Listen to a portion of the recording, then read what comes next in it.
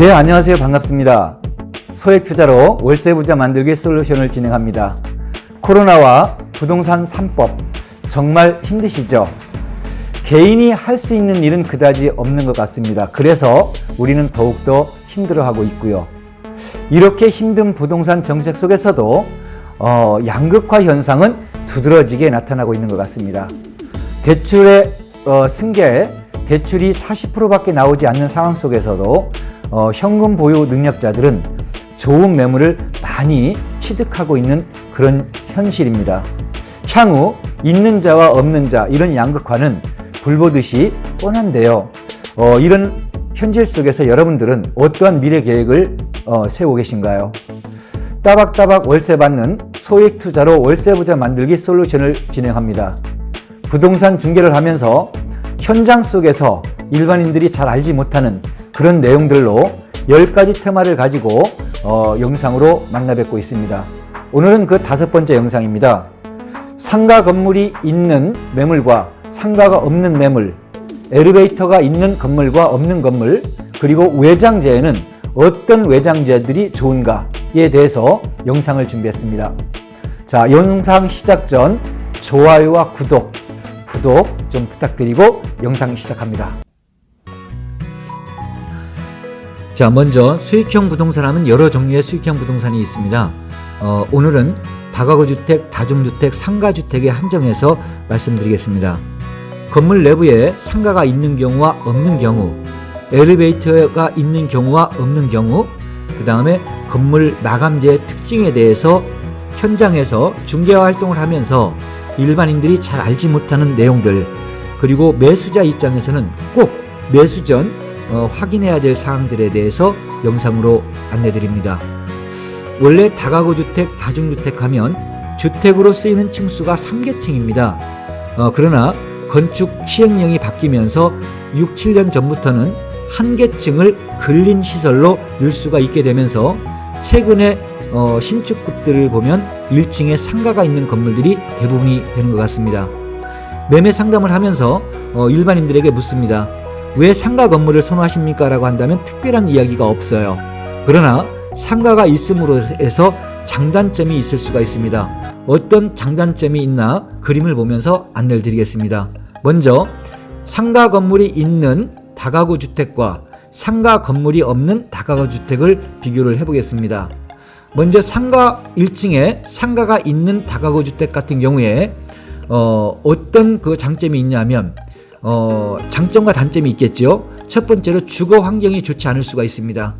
예를 들어서 1층에 상가가 활성화되려면 상업지로 접근돼야 되거나 아니면 대도로 인근으로 가야 되는데 소음이라든가 이런 부분으로 인해서 위층에 살고 있는 주거 환경은 상대적으로 안 좋을 수 있겠지요. 주거 환경이 안 좋게 된다라고 한다면 1층 상가만 활성화가 되고 주거 환경이 안 좋게 된다라고 한다면 이 건물 전체의 수익률은 어떻게 될까요? 당연히 떨어질 수밖에 없겠죠. 동전의 양면 같은 그런 부분을 볼 수가 있습니다. 자, 두 번째로는 주차 공간이 한정된다는 얘기입니다. 상가 부분만큼은 주차 공간에서 제외가 되기 때문에 입주민들에게 충분한 주차 서비스를 제공하지 못함으로써 역시 공실의 기간이 길어질 수가 있고 2년 살 임차인들이 1년만 살고 나갈 수가 있습니다. 자, 세 번째로는 상가가 있으면 좋지만은 이 상가 부분에 어떤 업종이 들어오냐에 따라서 이 위에 사는 그 임차인들의 주거 환경이 바뀔 수가 있습니다. 예로 들어서 커피숍이라든가 아니면 부동산이라든가 공방이라든가 어떤 그 깔끔한 업종들이 들어온다고 한다면 상관이 없겠습니다만 음식점이라든가 배달 업종 같은 경우에는 당연히 위에 사는 사람들에게 그 환경을 저해할 수가 있어요. 그 환경이 나빠진다라고 한다면 이 건물에 사는 임차인들은 불만적인 요소를 갖고 떠나게 됩니다. 떠나게 된다라고 한다면 어떻게 될까요? 당연히 이 건물에 대한 수익률은 떨어질 수밖에 없습니다. 자, 그 다음은 세금의 문제입니다. 세금이 나올 때는 상가 부분과 주택 부분이 분류해서 산정이 되기 때문에 생각보다 상가 부분의 보유세가 높게 나타난다는 것도 기억을 해 주시길 바라겠습니다. 자, 마지막으로 그 상가가 있음으로써 가장 큰 장점은 재매매 시 대출 승계가 될 수가 있습니다. 대출 승계가 안 되면 일반인들은 그 모든 금액을 현금으로 주고 사기에는 부담되는 금액이 되기 때문에 대출 승계가 안 된다고 하면 재매매가 이루어질 수가 없습니다. 그래서 보유하다가 재매매를 생각한다라고 한다면 이런 1층에 근린시설, 상가 건물이 있는 그런 건물을 취득하시는 것이 바람직할 겁니다. 자, 마지막으로 매수인들의 그 바람이에요. 대부분 사람들은 이렇게 1층에 상가가 있는 건물들을 선호하고 있기 때문에 나중에 재매매 시에 좋은 입지라고 하면 제각을 받을 수가 있겠고요. 또한 재매매 기간이 단축이 되기 때문에 마음의 고생을 안 할 수 있다라는 장점이 있을 수가 있습니다. 자, 그 다음은 상가가 없는 건물의 특징은 무엇들이 있을까요? 가장 중요한 것은 주차 공간을 넉넉하게 제공함으로써 이 위에 사는 임차인들이 오랫동안 살아서 건물의 수익률이 변함이 없어요. 재경률이 높아집니다. 그래서 늘 한결같은 현금 흐름을 보유하면서 수익률이 변화가 없이 매월 따박따박 월세를 받을 수 있는 그런 건물로 진행될 수가 있습니다. 또한 건물의 관리가 편하다는 장점도 있을 수가 있습니다. 1층에 상가가 있고 없고에 따라서 이런 소소한 부분들도 건물을 취득하기 전이라고 한다면 꼭 확인하고서 진행해 주시길 바라겠습니다. 자, 그 다음은 건물 내부에 엘리베이터가 있는 경우와 없는 경우를 보겠습니다. 엘리베이터가 없는 경우는 단점이 많겠지요. 물론 그 오래된 건물 다중주택이 주가 이루어지게 되겠습니다. 보통 건물에 다가구 주택이나 다중주택에 엘리베이터가 들어가기 시작한 것이 한 5, 6년 전부터입니다. 두 번째는 임차인들이 기피를 해요. 원룸을 하나 구하러 와서도 젊은 사람 같은 경우는 인근에 빨래방은 어디 있지? 편의점은 어디 있지? 뭐 소소한 부분까지 다 체킹을 합니다. 하물며 엘리베이터가 없음으로써 가장 큰 그 리스크 위험이 있어요. 그래서 임차인들이 많이 회피하는 경우를 볼 수가 있겠고, 나이 드신 분들 같은 경우에는 2층 이상에서 사는 것을 상당히 힘들어합니다. 그 다음은 매매 가격이 저렴해요. 엘리베이터가 없기 때문에도 그렇지만 오래된 건물이 대다수이기 때문에 매매 가격은 저렴합니다. 그 다음에 공실 발생 위험이 많고요. 건물 내부의 그 방 구성이 원룸으로 많이 형성이 돼 있기 때문에 또한 단점이 될 수가 있습니다.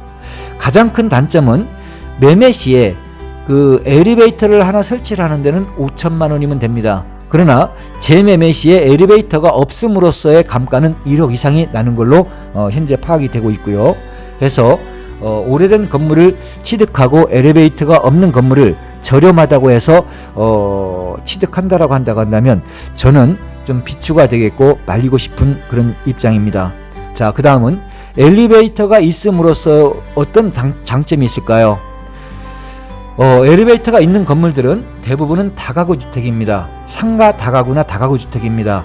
보통 100평에서 120평 정도의 넉넉한 대지 공간에 건축되어진 건물들이겠지요.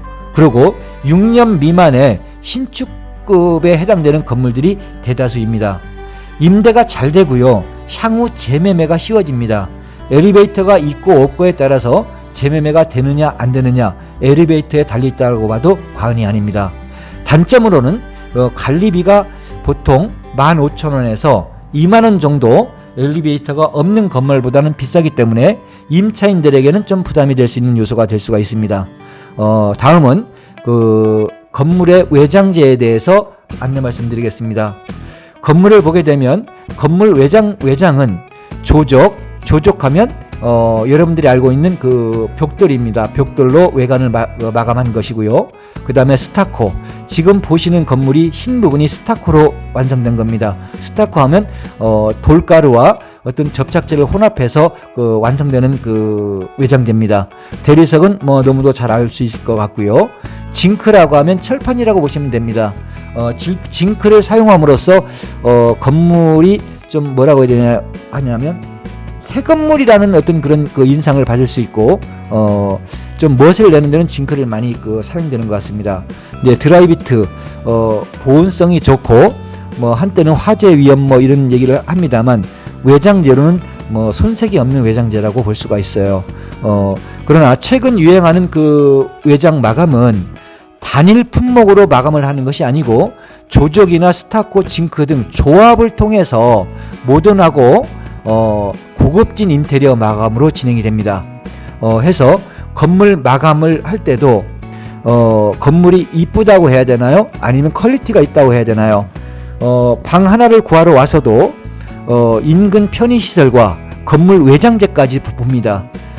자기가 살고 싶어하는 방의 퀄리티만 보는 것이 아니고 건물 외관까지도 보고 위치, 인근의 어떤 편의시설까지도 보기 때문에 건물이 잘 지어졌느냐 그렇지 않느냐도 매우 중요할 수가 있습니다. 자, 다음은 밑에 그림을 보겠습니다. 밑에 그림을 보게 되면 한 벽면에 에어컨 실외기가 설치가 되어 있어요. 건물이 좀 깔끔하다기보다는 난잡하다고 해야 되나요? 보기도 싫지만은 이렇게 실외기라든가 이런 부분들이 건물 외벽에 설치가 되면 어떤 현상이 발생되냐면 2, 3년 지나다 보면 반드시 에어컨들이 고장이 나게 됩니다. 이 고장이 날 때 사다리차를 부르게 되는데요. 사다리차 한번 부를 때마다 20에서 40 사이는 분명히 까져나간다고 보시면 됩니다. 건물 수익과 직결이 된다는 것을 말씀드립니다. 건물 수익에도 영향을 주지만 외관상에서도 보기 좋지는 않기 때문에 향후 재매매에서도 분명히 영향을 받습니다. 해서 이런 실외기라든가 건물 외관에는 어떠한 장치들이 부착이 되어 있지 않고 깔끔한 그런 부분들의 외관이 중요하고요. 실외기 같은 경우는 옥상으로 올라가 있는 그런 부분들의 건물을 사시는 것이 유지비 절감에 가장 큰 영향을 줄 거라고 생각이 됩니다. 네, 오늘의 영상은 여기까지네요. 건물에 상가가 있고 없고 엘리베이터가 있고 없고 그리고 건물 마감재에 대해서까지 영상으로 알아봤습니다. 여러분, 명품의 차이는 디테일에 있다고 합니다. 꼼꼼히 확인하시고 정말 좋은 매물 취득하셔서 따박따박 월세 받는 월세부자 되기를 진심으로 바라겠습니다. 소액투자 전문 월세부자 만들기 솔루션을 진행하고 있는 다감공인에서는 확인되고 검증된 매물을 추천드리고요. 대출 관계라든가 세금 관계 그리고 매물 취득 후 운영 노하우까지 여러분들의 손과 발이 되어드리고 있습니다. 다음 영상에서는 요즘 매물을 취득할 때 신축 건물 같은 경우에는 도면 거래 계약을 합니다. 도면 거래 계약에 대해서 많이 궁금해 하시고 계시는데요. 도면 계약 전반에 걸쳐서 영상으로 준비를 하겠습니다. 구독과 좋아요 부탁드리면서 다음 영상에서 뵙겠습니다. 감사합니다.